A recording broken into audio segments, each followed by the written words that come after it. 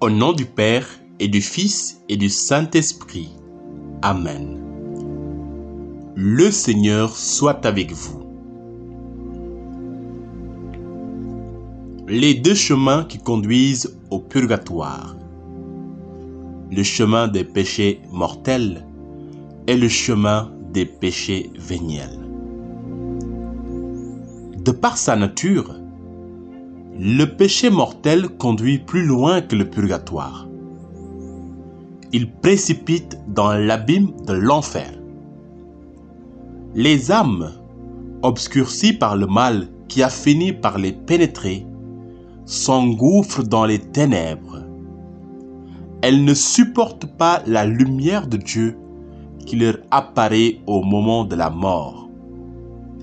Mais si le pécheur se repent et se confesse, le pardon du Seigneur descend sur lui par la grâce sacramentelle. Qu'arrive-t-il alors? Les fautes sont pardonnées, l'amitié de Dieu est rendue. Il reste la peine faite au bon Dieu qu'il faut expier. Où en ce monde?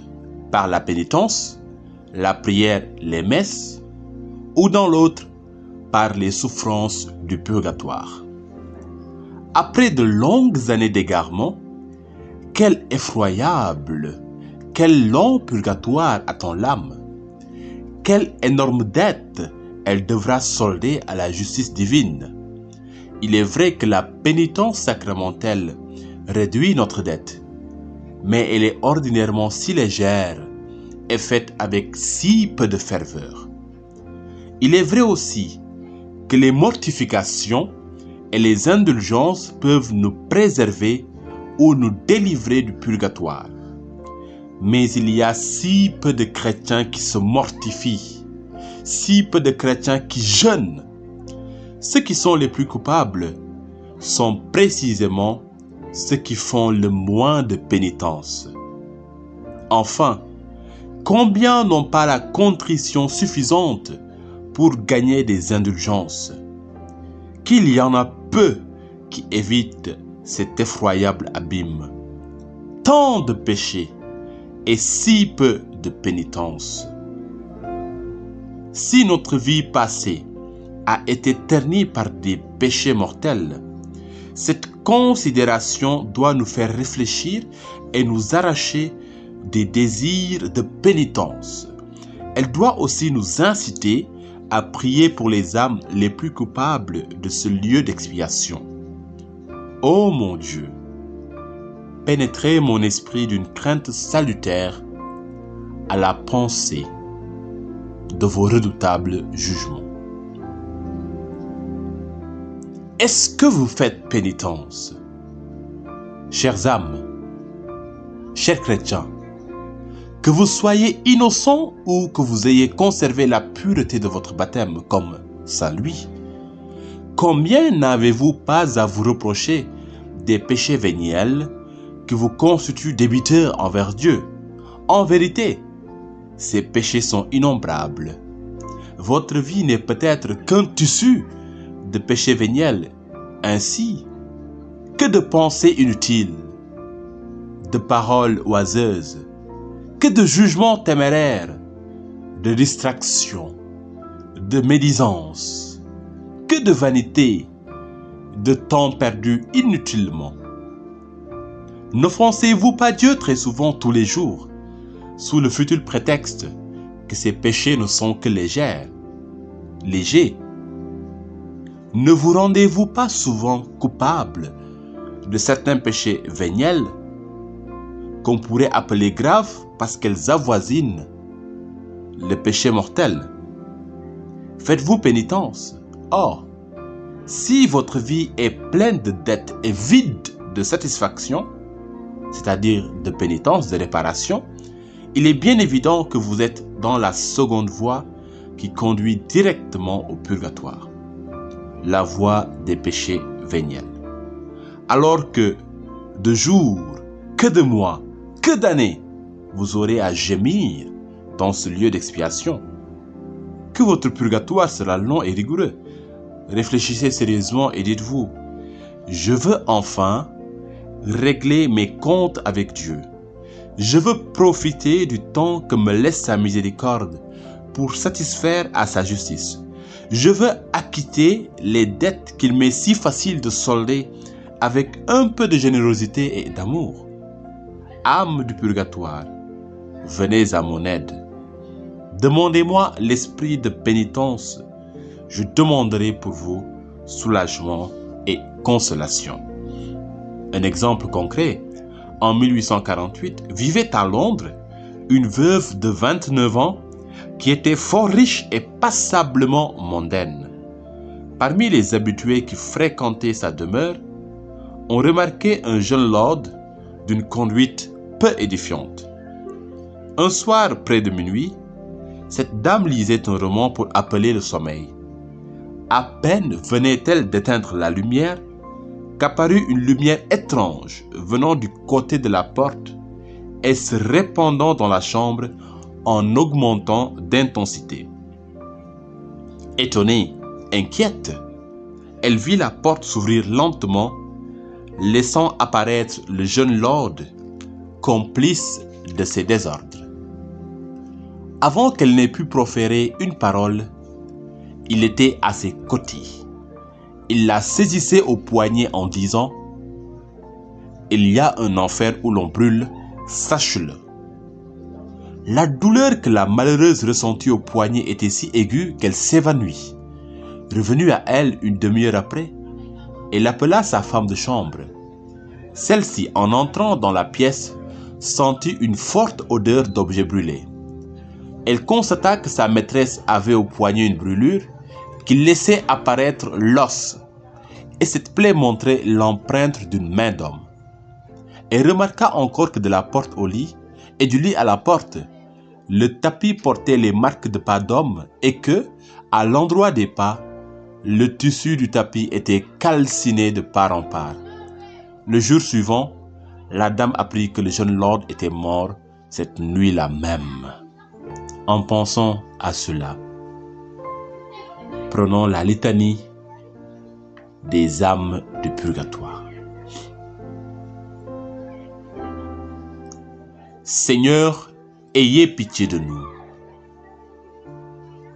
Jésus-Christ, ayez pitié de nous.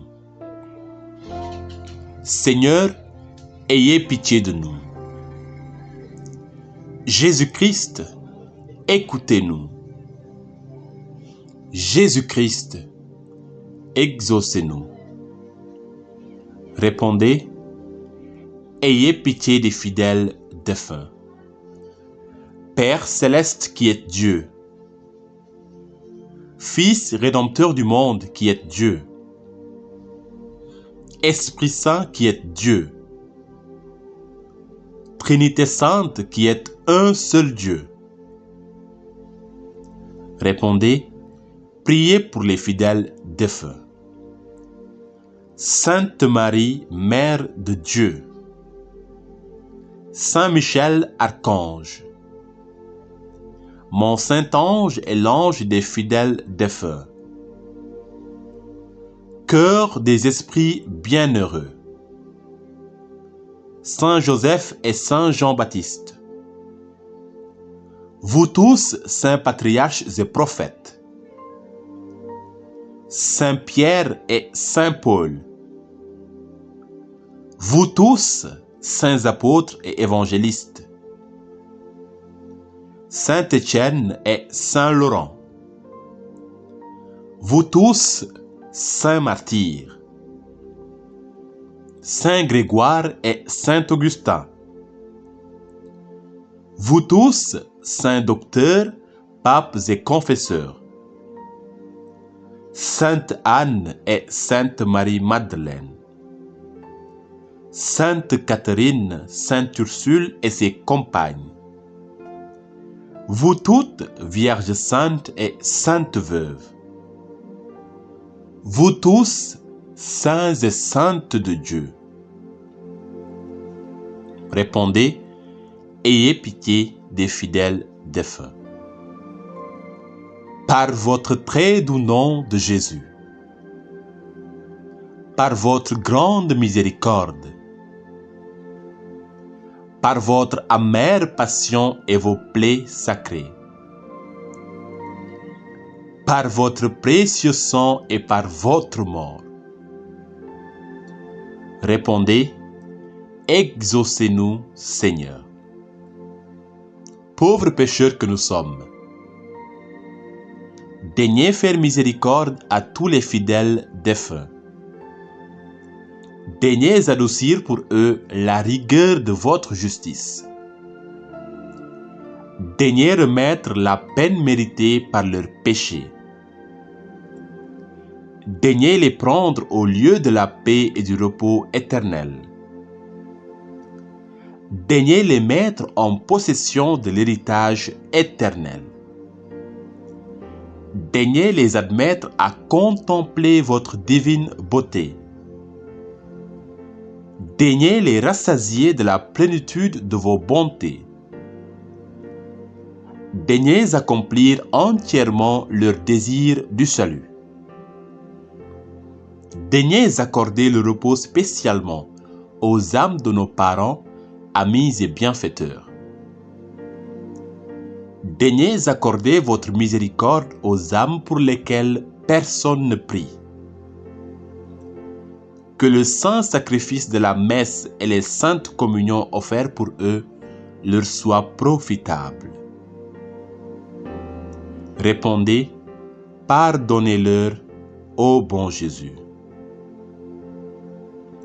Agneau de Dieu qui enlevait les péchés du monde. Répondez, exaucez-les, ô bon Jésus. Agneau de Dieu qui enlevait les péchés du monde. Répondez, accordez à ces défunts le repos éternel.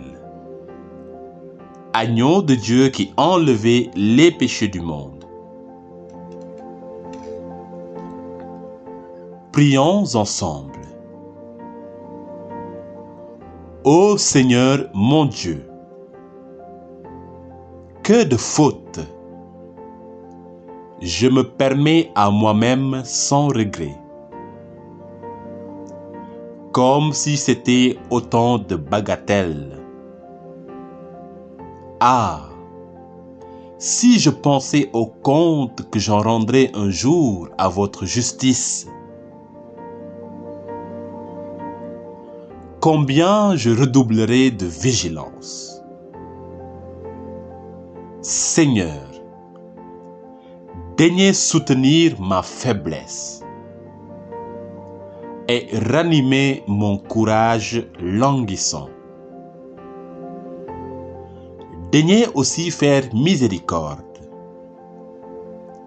à mes frères et sœurs du purgatoire, qu'ils reposent en paix. Amen.